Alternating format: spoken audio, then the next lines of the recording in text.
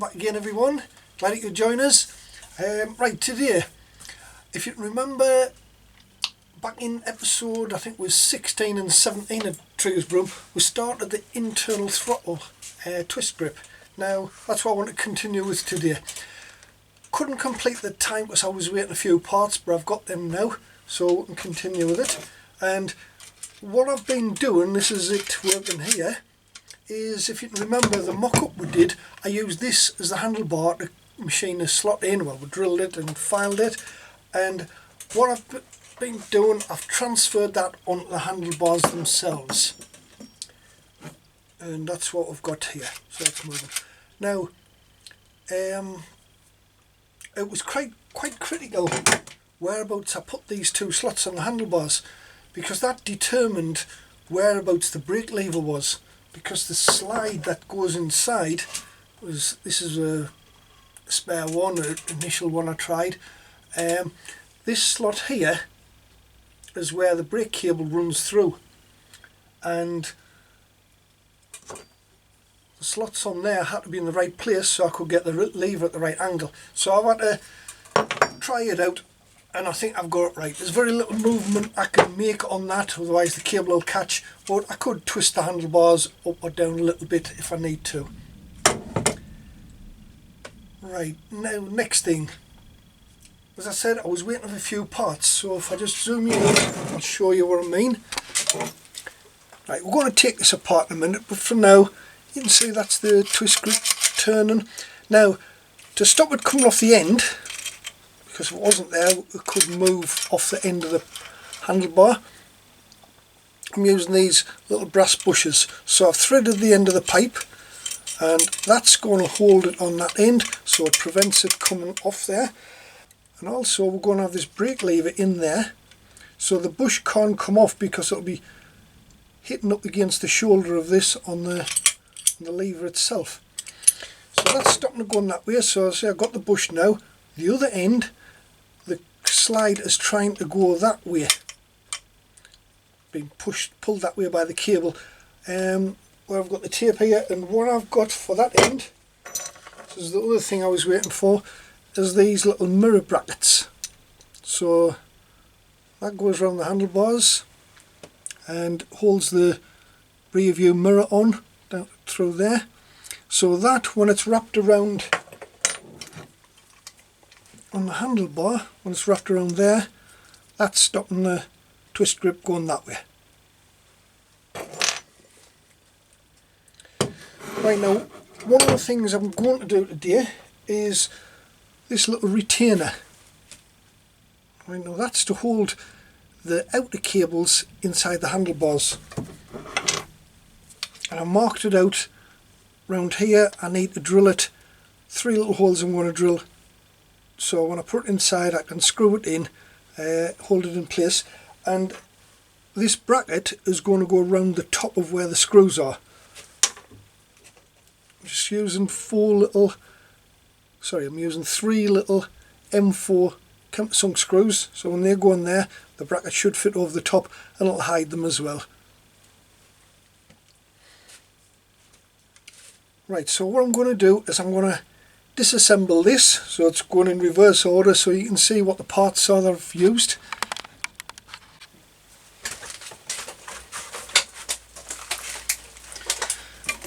So, holding this together, the bearings in place, because there's 4 little bearings in there, there's 2 top and 2 bottom. It's got a little bit of tape holding a thin piece of aluminium. I've got some thin aluminium somewhere, but all I've done for now is used a piece of a deodorant aerosol can. Held it in place with some electrician's tape so that the handlebar grips can go over the top of there. Now, you'll see when I take this off, so I'll move it so we can see one of the bearings operating.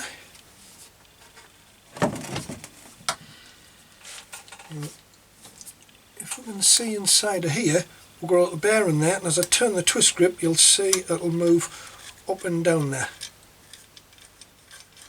Now if I didn't have this thin coating tin aluminium, should I say, on there, then these bearings may rub against the twist grips as they squash into it and prevent it from moving freely. So that's all that that's there for, as a cover.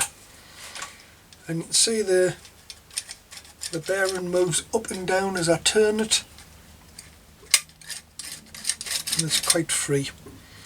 Now in there, take this off a moment, we've got some little ball bearings. That's it there.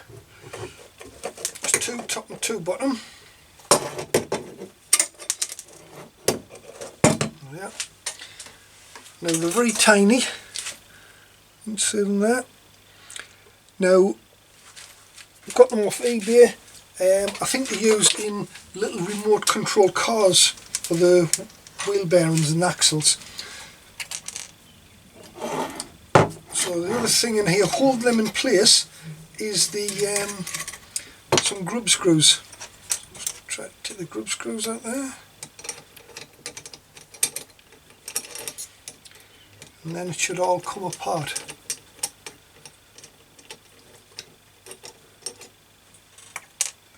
So one.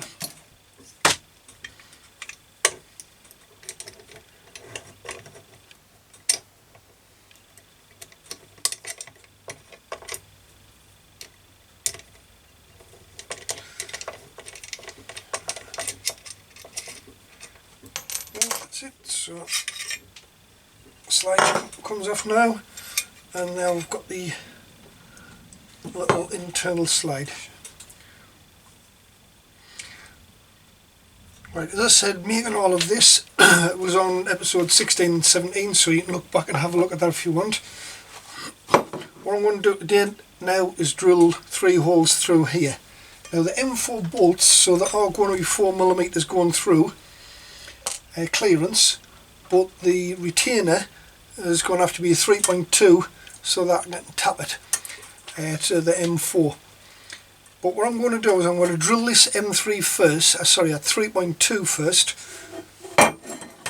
and then I'm going to slide this inside and then drill into this so we can mark this retainer so we know they're going to line up exactly with these 3 holes. It's difficult trying to drill that first and then trying to mark that and drill it the same. So I'm going to do it this way. Once I've got them marked and drilled, then I can drill that to 4mm of clearance, and then we can tap these. So I'm going to go on the drill machine now and start doing that. So I'll put you on fast forward and you can just see what's happening there.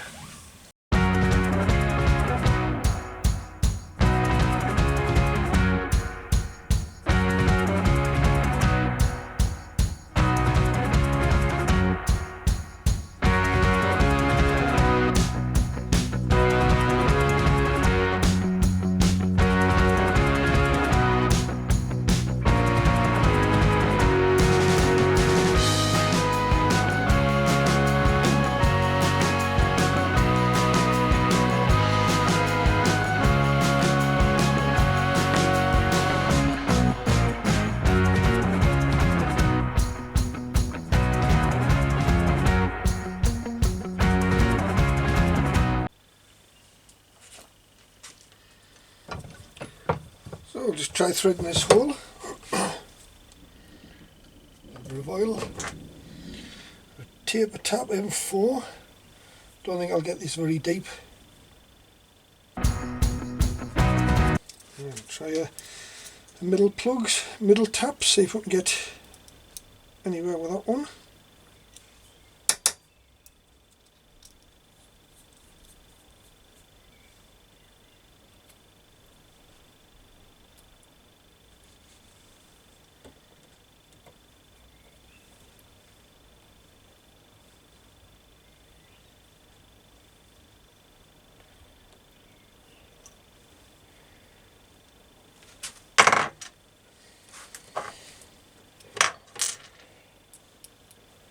Right, and then a plug tap.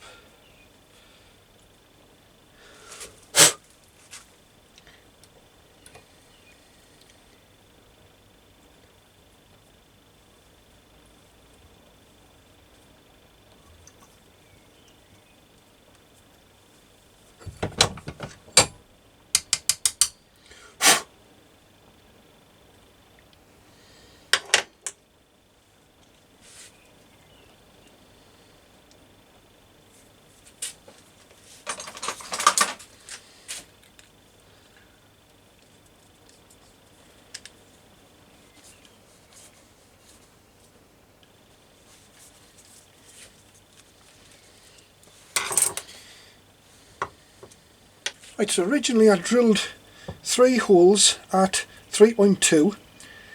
This one, which is at the front, I've drilled it at the 4mm and countersunk it, and I've also drilled and tapped that hole to M4 in the cable retainer, and I'm going to slide that into there and try and get that one screw in, and then when I've done that I can then drill these two and thread them, and we'll know they're going to be exactly in the right place. So I've got the cable retainer in there, drilled and tapped one of them, we've got the screw in, so it's holding in place. So I'm going to go around and drill the other two, then I can get them tapped and countersink the outer pipe just like I did with the first one. Right, so I've got the cable retainer all done and threaded, so that's that job finished for now. What I need to do now is have a look at where the cables are coming out, because we're going to have 2 cables coming along from the throttle side. We're going to have the throttle and the brake coming along, and from the other side we're going to have the clutch, and they're going to have to come along and out the bottom of here. So I've started to mark it out whereabouts there's a gap, so I'm going to put a slot in here and here, so the clutch cable will come along and then go out this far one. So really the cables are crossing over, but it'll come out here and then through the top yoke, and the other 2 are going to come along this way and out this side. So what I'm going to do first is put this slot in here. I've marked it out. I'm going to drill a couple of holes in, try and get about 8mm slot in there, and then I'll see what that looks like with the other 2 cables to give us an idea of how big to make this one, because with there being 2 we're going to have to make it a lot wider. Now yes, cutting these slots in is going to weaken the handlebars, but as I said in a previous episode, the steel on these bars, it's 1/8 of an inch thick, it's over 3mm thick, so they're really solid, and with them having a bigger diameter it'll still retain a lot more strength than you would get out of a 7/8 inch handlebar. And also these cables going in crossing over, with it being the 1-inch bars, means there's a little bit extra room in there to be able to cope with that. So I've marked these. I'm just going to go on, drill them out, and then we'll get them filed, file a slot in, or use the Dremel to do it.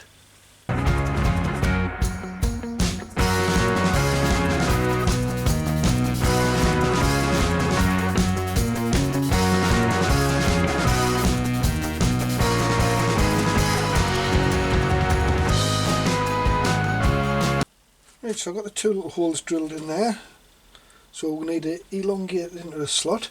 Now to do that I'm going to use my sort of Dremel type of thing, and what I've got to remember is that when I do it, the cable is coming from this direction, that's coming out through there, so I need to slope the hole a little bit and round the corners off so that there's no sharp edges.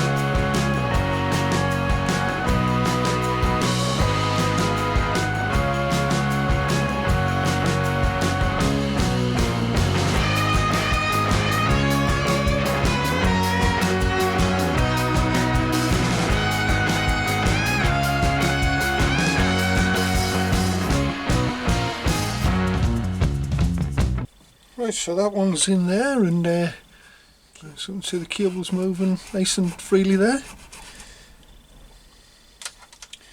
And clamps are going here, so it's going to have to curve round to miss that. So that one's fine.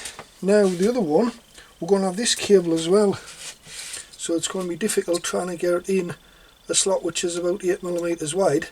So we either put it along that way, or we'll put them side by side. I think it may appear putting them side by side, so we're going to need that fairly wide. The accelerator cable is going to come about there. Let's see if I take this out.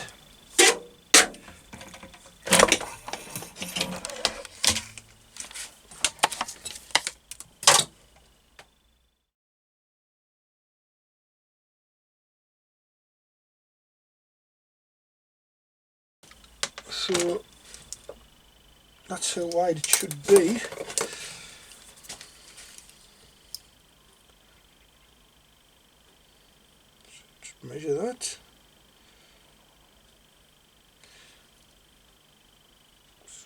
about 11.5mm, so about 12mm. It's quite wide, but like I said earlier, they are quite strong bars, these. So need to drill this and do the same on that. So I'll just go and drill these a couple of holes in here.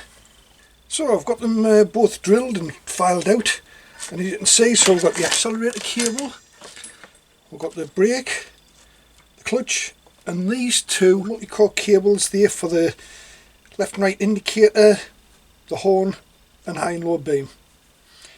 So next thing is going to be to get the, I think I'll take the top yoke off the bike and we'll bolt this on and have a look at where these cables are going to go, because I'm going to have to drill through the yoke to take them through. So if you see there, I've got these ready to go on. This is the top yoke. Now if I put that on there, you can see how they're coming out. So we've got cables coming out that way and that way. It's going to go roughly about there. So if you look underneath, you can see the two slots under there. Now so the cable's going to come out and go that way and that side. So I've marked on here roughly where they're going to go in these two corners, and I've marked two holes there so that when we look at the back, you can see the ribs here. We're missing those webs so that we're not going to take away too much of the strength from it. And I was having a look, this side it's going to have the brake, the throttle and the cable through, so that one's going to have to be about 13mm, and this side's going to have to be about 11 because it only has the clutch cable and the one electrical cable going through. The main reason why they've got to be quite so big, I was going to try and do 3 little small holes, separate ones. So this is the problem, trying to get the nipple through the hole. So the hole's got to be big enough for that. Right, so I'm going to centre punch these, then drill them, but when I drill them, I'm going to drill them at a little bit of an angle, so the way the cable's going to go through, not straight, and get them cleaned up.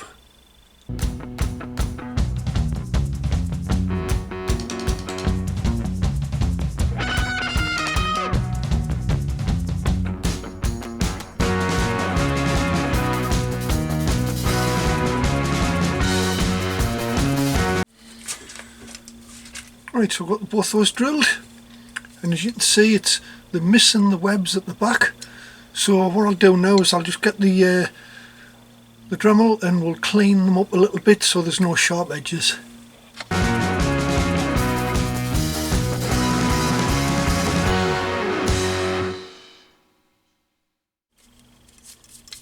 Right, so that should stop cables chafing. Not that they're going to move much there. Right, so I'll try fitting the bars on and see how the cables fit through the holes there. Right, so I've put all the cables in and I've actually bolted it into place. Everything's looking fine. You can see the cables, the clutch, I've routed them roughly to where they're going to, and clutch, brake and the throttle, they're all moving fine, which is great. They don't seem to be binding anywhere, even though they're curving round here. Now if I just bring you in a little bit, so I can see the cables running there as they're going down either side. So this is the only part which you can really see, but when I get the speedometer in place, so we'll have the speedometer there, headlight here somewhere. Not too happy with the headlight in overall. I like the lens because I've got the LED headlight bulb in there, and it's also got these built-in indicators, which I know that probably is not totally road legal, but they're I like the idea of that. So we've got less in the way of indicators around the bike. I don't like the plastic housing and the front bezel on this though, so I think I'm going to keep my eyes open and have a look at maybe a Lucas one and see if this lens will fit into a Lucas headlight bulb. So there's a few things to do. I'm going to leave the cables for now. I'm not going to finish them off because once I get them all soldered up and put in a it takes a lot to take them on and off, threading all these cables through the handlebars. So there's a few things I'm going to do. So once I put them in, then that's going to be it. It's going to be finished with. I think the next things are going to be maybe the bracket for the speedometer, and on this top yoke there's these two round things here. I don't know what's been bolted on there. It may have been the speedometer, the clocks and that, and the steering lock may have been on the bottom, but I'm going to cut them two off. So make the headlight bracket, and also while it's off I'm going to look at making switches to go inside the handlebars. I've got these tiny little push button switches which I was going to use because I've got some relays which I'm going to link up with them. So I think that's going to be the next thing. So I'm going to take these off, get this ground down, and I think I'll try and polish up this top yoke while I've got it off there. Then once I put the cables through, I don't have to take them back out again. Well, I'm quite pleased with the progress I'm making at the minute. So next time I think we'll be carrying on with maybe the switch key that's going on the handlebars. So in the meantime, stay safe and I'll see you all again next time.